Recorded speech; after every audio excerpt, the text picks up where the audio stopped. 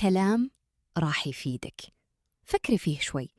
إذا ما في أحد يعتبرك عدوته، معناته أنك غير مهمة ولا عندك شيء مهم بحياتك.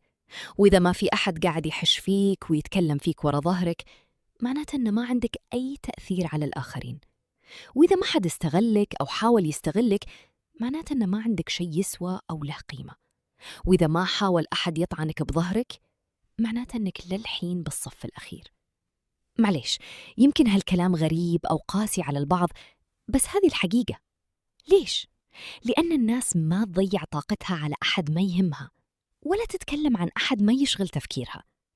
الغيرة والحسد والمؤامرات اللي تصير ورا ظهرك ما تعني إنك قاعدة تسوين شيء غلط. ترى ما حد يخطط ويدير ويسوي مؤامرات ويشغل نفسه بحياة أحد إلا إذا عنده شيء يبون يوصلوا له. واللي يحسدك ويغار منك هو اللي يتمنى حياتك. وحش وكلام ورا ظهرك ومؤامرات وسوالف معناته إنك صرتي شخص يستحق الاهتمام والملاحظة، والناس بدأت تنتبه لك وتشوف إنجازاتك ومميزاتك. هالشيء ما يجي بدون أعداء ومتسلقين وناس ما يعجبها تقدمك وتبي ترجعك ورا، لأنك خليتيهم يحسون إن قيمتهم نقصت وفشلهم صار أوضح بسبب نجاحك. وهذه طبيعة الحياة يا أختي السعيدة.